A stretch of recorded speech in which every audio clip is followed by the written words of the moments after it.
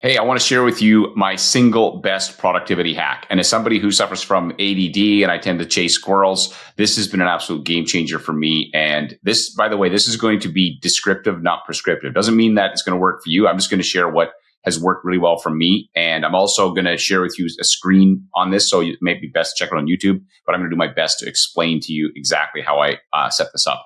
So, hey, I'm Scott Beckford. This is the I Love Mortgage Brokering podcast. And every week I like to do a short tactical podcast where I dive into a topic like today about productivity and just share with you stuff that I'm learning, stuff that works for me, and hopefully you can apply some of that to your business.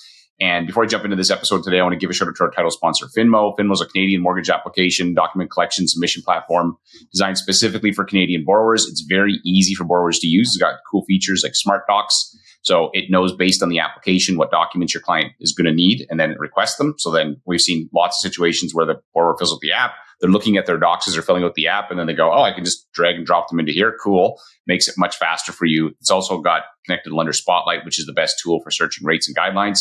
Check them out at lendesk.com/Finmo. And the best thing to do is just ask for a tour, and they'll demo it out for you, and you'll get to see how it works. All right. So what is my single best productivity hack as a squirrel chasing ADD person? And for me, it is having a morning routine. And you're going to be like, that's not that big of a productivity hack, but just hear me out on this. So the first thing is that I get up every day. I set my alarm at 4:45 a.m. and I'm up really early. And so you may be like, oh my gosh, already I want to tune out. Don't skip it. Don't skip. There's lots of other good stuff. Even if you don't want to get up early, please pay attention. I got some stuff here that's been at least worked well for me. And so the thing about getting up early though, is you have to go to bed early. So like what I have found is I'm usually starting to go to bed 9 o'clock, 9:30, I'm rolling into bed. I do not want to be up late because then I can't get up. And one of the things this is where I think Alex Hormozi is one of the smartest people when it comes to business. And I love the stuff that he creates. And if you don't listen to him, go listen to his stuff. But he talks about his morning routine he says morning routines suck. And he's right. Some people have these morning routines that are like 90 minutes long. It's like you're just missing work. And so he just says, get up and get to work. Now, that doesn't work for me. I need a little bit of time to get myself going so that I actually can be productive. So what I do is the very first thing, once my feet hit the floor, is I will go and I'll start to, I got a stretching routine that I do. So about a year ago, I got a disc injury. And I think it's because I was doing Muay Thai and kettlebell. I was doing a bunch of stuff and never stretching, right? It's like, I don't need to stretch. Like, of course, at some point you get to the stage where you're like, no, you should have been stretching. And so I had this disc injury that they had talked about doing surgery. And I was like, I don't really want to do that. So then I just did aggressive physio and tons of stretching. And, a year later, I'm 98% back. But here's what it made me realize. It's like, I literally could not walk more than 100 yards with my leg going numb, 200 yards. And it was like, okay, I can't even do this. I remember I went to Edmonton walking with a mortgage broker friend. And literally I had to stop so many times because I was in so much pain. And when you lose something so basic as mobility, it makes you appreciate it. And you go, dang. So now for me, the stretching routine, it's about 25 minutes. I do a bunch of push-ups. I do a bunch of stretches that my physio gave me. I do stuff for my shoulders. And the whole idea is just to stay mobile, and it wakes me up. During that time, I'll either sometimes listen to music, sometimes I'll listen to an audiobook. So I'm actually consuming stuff, taking notes, and maybe sometime I'll share with you my strategy for how I consume content and then collect that content and make it so I can actually use it, because it's one thing to listen to stuff, but then you don't actually, what do you do with it?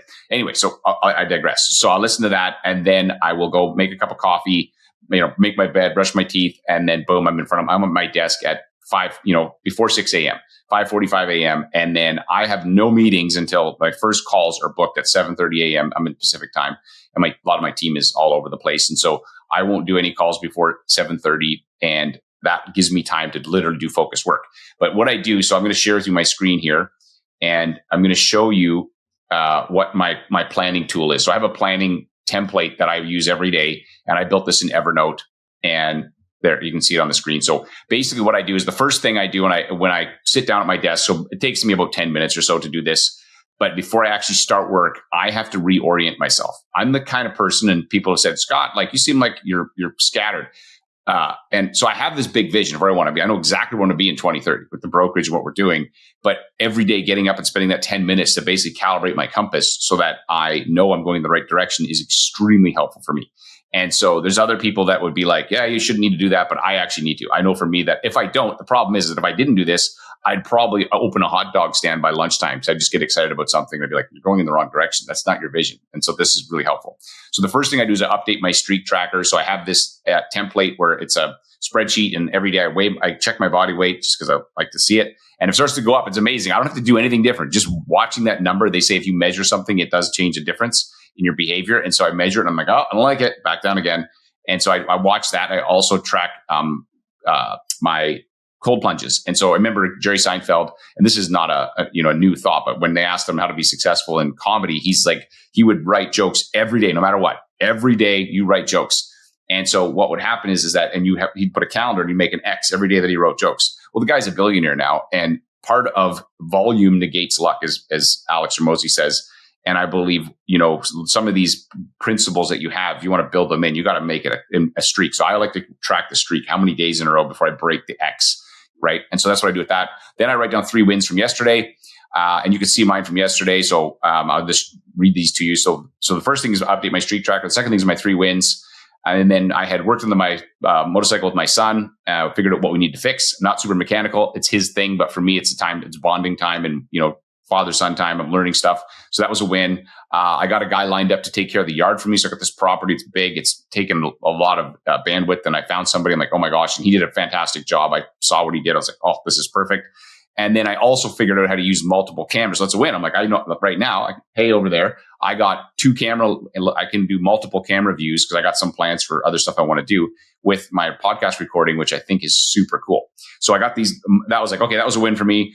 Then I do my shock. I always remind myself that I use my shock T-mat. So a shock T-mat is a acupressure mat. You remember like I don't know if they're Indian shaman that would lay on like a bed of nails. It's not like that. It's basically like a soft mat that has these spiky plastic things on it. And the idea is that for me, because I tend to live in my head, right? And so this is not prescriptive. This is what works for Scott. And I'm just sharing it, and maybe you'll get some ideas. They call it parallel learning. You'll take something that will work for you. But I like to lay on that at night before I go to bed. And I will, I have a meditation thing that I go through and I check to be like, okay, how did I do this day on these things that are important to me? And for me, that really helps. And getting out of my head into my body, because you feel it. And I do about 10 minutes of that. Then the next thing I do, and this doesn't take long, those things are really quick. The next thing I do is I look at my calendar and I look at my, I've got priorities for the quarter. And so I plan out the year, and then we make quarterly plans.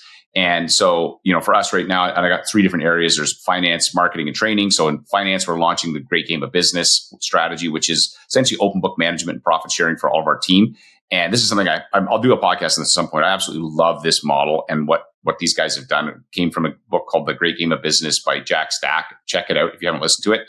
And so, but read multiple books of it and, consumed a bunch of the content, but I'm like, I don't want to try to implement this on our own. So then we also hired a consultant coach to help us execute on it. And so we've got a bunch of work we need to do. I got homework that I get every week on that. Marketing, we're in the process of hiring an onboarding specialist. So that's my priority. Get them not only hired, but trained. So it's one thing to hire somebody, but then I got to get them trained. So over this quarter, I want to have that role dialed in and the training really good. And then the next is training updates. So I want to update. There's some things in our rookie program that I want to update. And so they're my 3 big goals. So those 3 big goals determine what my top 6 are for the day. So then when I look at that, again, back to the compass, it's like, what are your goals, Scott? Stay, focused, Peckford. And that's my 3 big goals. And it's like, okay, now I'm going to look at my top 6. And this top 6 idea came from a guy named Chet Holmes. And he's got a great book called The Ultimate Sales Machine. I've read it multiple times and it's really good.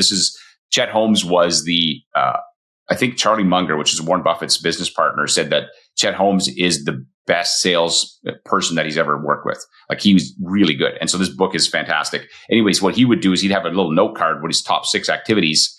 Basically, he has this note card that he writes down his 6 main things for the day. And then if he gets just that done, it's a good day. And so what I do is I plan out my 6 activities that relate to my top 3 goals, and I put them in my calendar. And then one other thing that I have on here is I do this thing called Chat with Solomon, which I got from Alex Hormozi. And so this is an exercise. I've always found that I think better on paper. I think because it slows down my brain, and I've got to write it out and make it accurate and stuff. And so what I'll do is I'll ask myself a question. So he says, don't worry about what other people think. Don't worry, you should be making your goals based on what is important to you and in your future self. And so I love this idea of thinking about what would future Scott do? What does Scott 10 years from now, what does his day look like? Is he getting up every day and still doing the things he said he's going to do? That's the guy you want to be. So whoever your future John, whatever your name is. And then you look back and go, okay, what advice would future Scott give me on this scenario? And so what it does is it creates some perspective from the problem. Now, it does not replace getting outside perspective and coaching, but what it does do is it lets me analyze a problem, a situation, and give me some space. And I can I literally have the conversation with myself, with my future self, saying, hey, and I call it Solomon because I just ripped off Alex Hormozi. I think that's pretty fun. And ideas like I'll ask a question like, hey, what should I do about, here's the question, for example, what's the best way for me to train my onboarding specialists so that they're extremely competent quickly? And then what I'll do is I'll come back and I'll step back and create some space and answer that question and then give myself some ideas. Then I'll take that idea and then go to other smart people if I need additional help. But as I said on my previous podcast, I released just recently, and I talked about, the most valuable thing I learned was getting coaching and how a good coach just provides perspective. They don't have to be a genius. They just have to be able to see things. This gives me a bit more perspective than I would get all on my own. And I find it extremely helpful. And it also helps me focus. And so this whole thing takes me like 15 minutes max. Some days it's less if I don't have anything to chat with my future self about.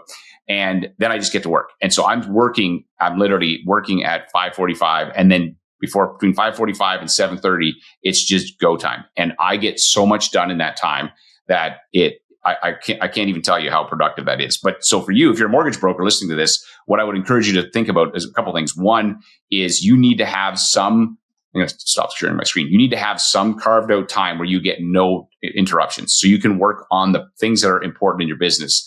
One of the things people will say is like, oh, Scott, I want to fix this process. I got to fix this part of my business. I want to learn some better sales skills, but they don't actually put that in their calendar. And if that's your quarterly goal, then how are you going to do it? And my friend Wally, this is something I picked up from him. Like, he's got very specific annual goals and quarterly goals that are broken down, and he knows exactly what he's aiming at, so that when he goes to work for his 24 hours a week, right? Crazy, doing 300 million a year, 200 million a year. He knows exactly what he's aiming at. Too many of us, we're all over the place. We're bouncing from thing to thing. We're getting sucked into stuff that doesn't matter. And this is me too. And so what I do, for me, this is a way for me to get into the groove, to get dialed in, so that I can literally be the best version of myself. I don't have this all figured out. I am constantly improving. This has been an iterative process for me over the several years, but I can promise you this: Scott from 5 years ago would be blown away what Scott from today can do. And I still feel like, man, I got so much stuff to work on. I got so many things that I want to improve, but there's no chance Scott from 5 years ago could be running the brokerage that I'm running right now. There's no chance. The wheels would have blown off already. But by constantly thinking about, okay, how am I going to improve?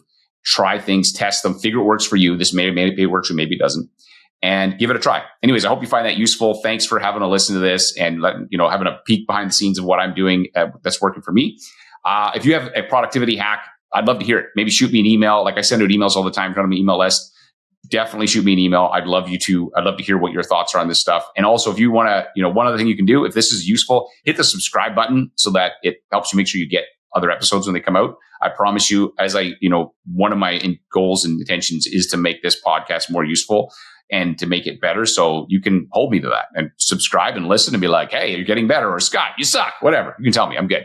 Anyways, thank you guys for listening. And I'm Scott Beckford. And as I always say, there's no problem in your mortgage business that someone else hasn't already solved. Your problem is who's got the answer. Hopefully this podcast can provide a few of those. Make it an outstanding day.